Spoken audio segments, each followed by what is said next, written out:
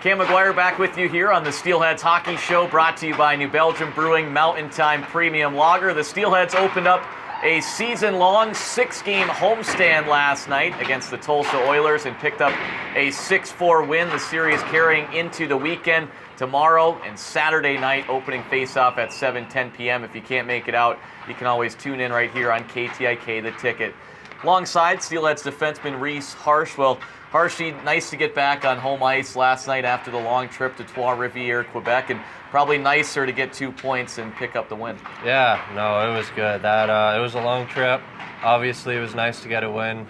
We were wishing we could have came out with 2 or 3, but nice to be back home and start the homestand off right. Kind of a crazy game. I would say that it was one of the more offensive juggernaut games of the season, 10 combined goals, and kind of a game that, from a fan perspective, probably was the best game to watch all year if you wanted to come for goals. Yeah, no, it was a crazy game, and it was proud of the boys. I mean, every time, whenever we went down, we clawed back out, and it was, I mean, this team can score. We have so much skill, so never not confident that we'll put it in the net. Yeah, both teams headed into the game top 10 in terms of offense. 2-2 score after the first, 4-4 score after the second. Then you guys put up 2 in the third there. Ty Pelton-Bice, the eventual game winner. You followed it up 62 seconds after Bicer's goal with your first of the year right behind us last night.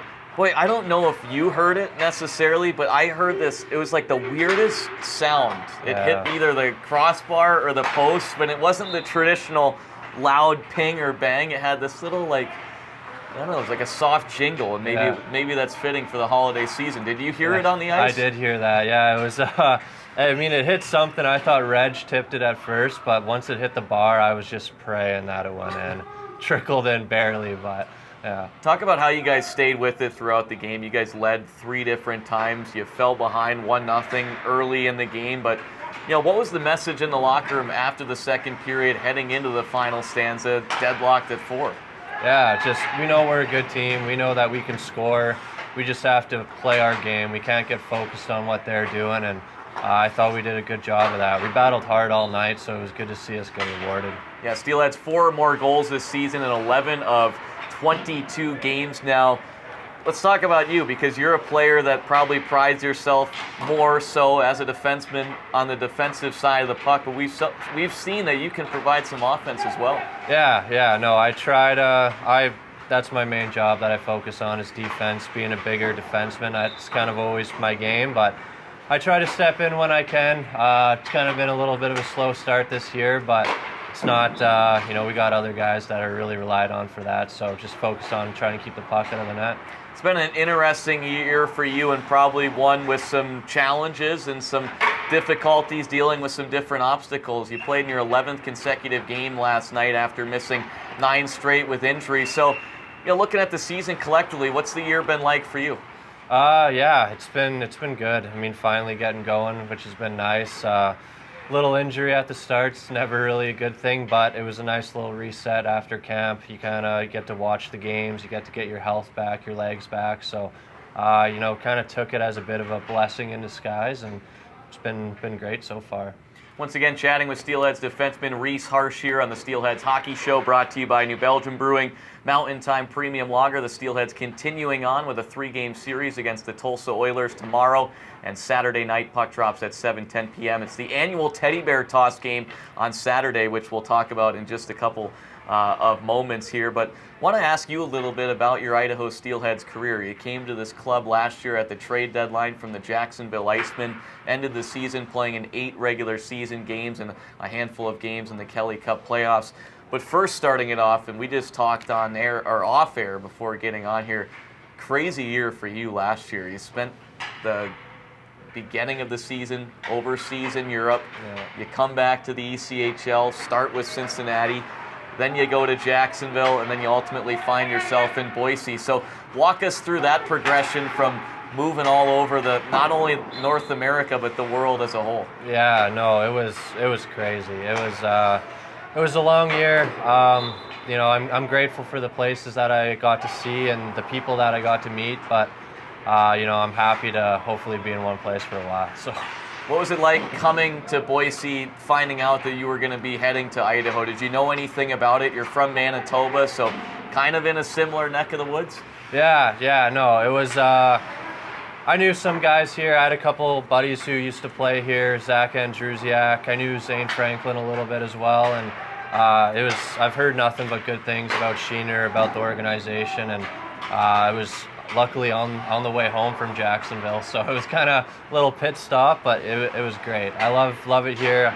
I love the city. I love the fans, the people. It's been awesome. I always find this interesting. You know, you look at guys like yourself that have moved around a lot and different climates as well. And I know that you guys, when you come for the season, you don't necessarily bring everything in your wardrobe from your house back home. So how do you decipher what to take? Because you were in Cincinnati for a little bit, kind of similar climate to Boise, but then you go to Jacksonville where you're probably wearing shorts more days than not to the rink. Like, are you traveling with winter coats just like throughout the year just in case something does happen, or how does that all work? Yeah, no, I had to buy a few jackets and sweaters when I got to Cincinnati and didn't use them a whole lot in Jacksonville. I had to turn around, buy some shorts and some beach wear, but now I've kind of made sure I pack a little bit of everything. And I mean, even Boise, we've got some cold days, but we've had some nice days too where you're winter jacket in the morning, you leave in the rink and you're sweating in that winter jacket. So at any point, does it come across your mind if you go pick up a jacket when you maybe end up in a new spot with a colder climate, just leave the price tag on that baby and tuck it in the pocket there? 100%, yeah. Try to save some money while you can too. Yeah. Absolutely.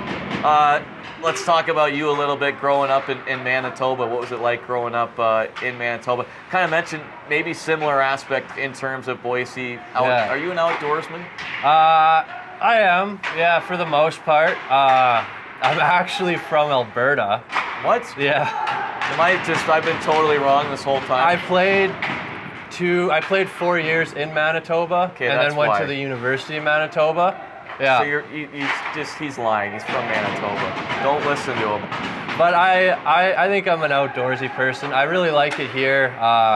The hikes have been awesome. I'm a big fisherman, so I got to get Jade Miller to teach me how to fly fish a little bit. I'm a little bit rusty, but I'd love to get out, catch some fish, and the hikes have been awesome too. Been out on some hikes with some boys, and it's great. There's so many options to do. Yeah, I consider that area of Canada, because I've never been there, I'm just like, clump it all in the same bracket. It's all the same thing. I've only been to the eastern part where we were last week. That's very not, different. Yeah, that's not totally the best part different. of Canada. No, I would say it's not even close, isn't it? Yeah. Let's look into the weekend here. It's the annual Teddy Bear Toss game on Saturday. Steelheads have been doing this initiative for quite a while, teaming up once again with the booster club, the U.S. Marine Corps' Toys for Tots. Teddy bears will be on sale starting at 11 a.m. on Saturday at the Grove Plaza. Puck drop at 7:10 p.m. You know, over this initiative that's stretched nearly 3 decades, the Teddy Bear Toss has garnered over 100,000 toys and over $50,000 in cash donations. Steelheads fans can either bring a new stuffed animal to the arena. They can purchase one in the concourse as well from the Steelheads Booster Club. I love talking with guys about the Teddy Bear Toss game, and I first want to start off, have you ever in your career scored a Teddy Bear Toss goal? I have not. I got close in junior. I hit the post, but really? Yeah, it wasn't just not meant to be, I guess. Maybe this weekend. Where were you playing during that time? In Seattle. Okay. Yeah. So it was would have been nice. It was actually a crazy sequence. My D partner ended up scoring the goal on the same shift I hit the post on, so he was letting me know about that. Early into the game, or what point of the game? Yeah, it was about 5 minutes in. Wow. Yeah. See, it's always kind of like a fine line, because you never want to score the Teddy Bear Toss goal in the first minute, because a lot of times fans are still trickling into the building. That's a reminder to get here early on Saturday night, because there could be a possibility that the team scores within the first minute, and you'll miss your opportunity to throw the Teddy Bear onto the ice. We saw the Teddy Bear Toss game last Saturday in Trois-Rivières. They scored about 2 minutes in. So you mentioned about 5 minutes in, you had an opportunity. Yeah. Did you kind of look up to the rafters like, come on, man? Yeah. There's some money on the board in the room too for whoever scored the goal. So I was hoping that was going in my wallet, but wasn't meant to be. Is there a teddy bear toss game in particular, whether you've been on the home side or the away side, one that sticks out in general? I would say last year was one of my first games in Cincinnati. They've got a pretty big arena. They sold out, and one of my best friends actually, he scored the teddy bear toss goal. So yeah, it was pretty cool. I think I remember seeing Cincinnati.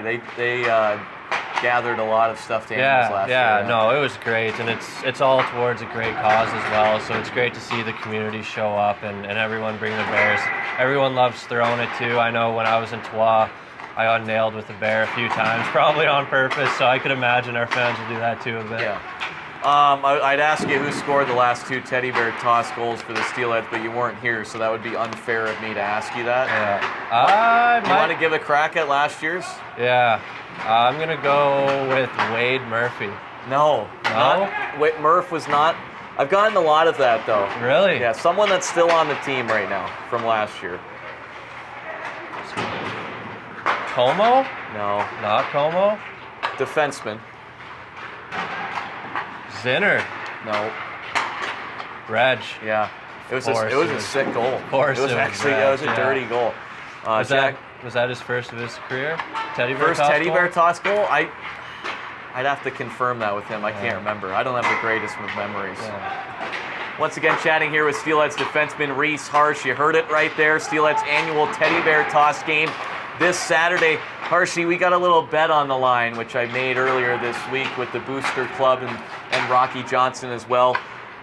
We're looking to collect over 10,000 stuffed animals on Saturday night, and if we hit that goal, I don't know if you saw it yet, we posted it earlier today. We did a little promotional video with the Marine Corps and Rocky. I dressed up as a teddy bear. Yeah. And if we get over 10,000 stuffed animals, I'm going to don that outfit just downtown Boise. Yeah. Just walk around the town by myself and go treat myself to a nice fancy dinner by myself. So 10,000 stuffed animals, and everyone will have the opportunity to see me humiliate myself once again. I like that bet. I think we're gonna do it. I think you better pick a restaurant pretty soon. Yeah, hopefully I can get that meal comped, because if there isn't already enough humiliation sitting alone at dinner in a teddy bear costume, it'd be having to pay for my own meal. Yeah, 100%. Maybe we'll get like a GoFund. You got any money in here you want to give me if we hit that? Maybe I give you a couple dollar bills. Too much DoorDash last week in Canada. Probably adding up. You don't have enough of that. Yeah. But a couple more minutes here. I want to continue into this series. What did you see from this Tulsa team last night? First of 9 meetings between these two clubs. They were a point ahead of you guys in the standings. And you look at this Mountain Division, it's really tight. And it seems like it's really going to come down to the wire. But aside from that, what did you see from this Tulsa team last night? Yeah, no, they've got some skill players on their team. They've got some good goaltending as well. I think they're a very structured team, but at the same time, I think we capitalize on their mistakes a little bit, which is kind of what we're about as well. So I think we worked hard prepping. We do a lot of video on them as well. So I think we're in a good spot to have a good weekend against them. For you individually speaking too, something that's kind of interesting for me to wonder about is you played last year a little bit Cincinnati and Jacksonville. 2 total different styles in terms of how their schedules work versus how the Steelhead schedule work. Yeah. More times than not, you're playing the same team 3 times in 4 days. Out there, you could play a different team 3 games in 3 different days. So, when you look at that aspect of things, what's it like playing an opponent 3 times in 4 days? Maybe sometimes Tulsa, we go down there for 3 and 3s. And last night it did. There was a little bit of a physical presence and a little bit of a chippiness. I'd have to imagine that will head into the weekend. But, back to what I was saying, by that Saturday game, you guys just have to hate each other, huh? Yeah, no, it's not fun, but that's our style of play. We want to be heavy, we want to be physical, and I know the other teams do as well. So just naturally you're not a big fan of the other team by the end of the weekend, even if it's your buddy or not. I think most times than not, you just want to get out of there with a win and beat them up a little bit too. It has to be beneficial too in terms of setting up for playoff-like scenarios. You can kind of head into the week being a mini playoff series, a best of 3. Yeah, 100%. I think that's the bonus about playing in Idaho is, everybody mostly flies in and we fly out. So no bus trips, which is nice, and then it does feel like a playoff series. Having them 3 times, especially some teams, I think later on we play Kansas City 3 one weekend and then 3 next weekend too. So a little mini series that we try to focus on in the room, make sure we're winning everyone. Lastly, you talk about some of the beauties of playing here in Boise. Saw the club's 45th consecutive regular season sellout last night. 3rd straight game with 5,235 fans in the building. Now that you've had a taste dating back to last year and the start of this year, to play in this building, it's super unique and probably, if not the best, one of the best places to play in the league. Yeah, 100%. I think it's the best place by far. I mean, the fans they're passionate and they know hockey, which is nice. They're cheering us on. In the community, they're amazing as well, and it's much easier to get up and go play a hockey game when you have a huge community supporting you, rowdy fans, and it makes us play better because we want to put on a good performance for them as well. Well, Harsch, we appreciate the time here tonight. Best of luck this weekend. Saturday, I've got one wish for this holiday season. It's for Reece Harsch to score the annual teddy bear toss game. I want Poston in this time. How about that? Yeah, I think I'll try to make that happen.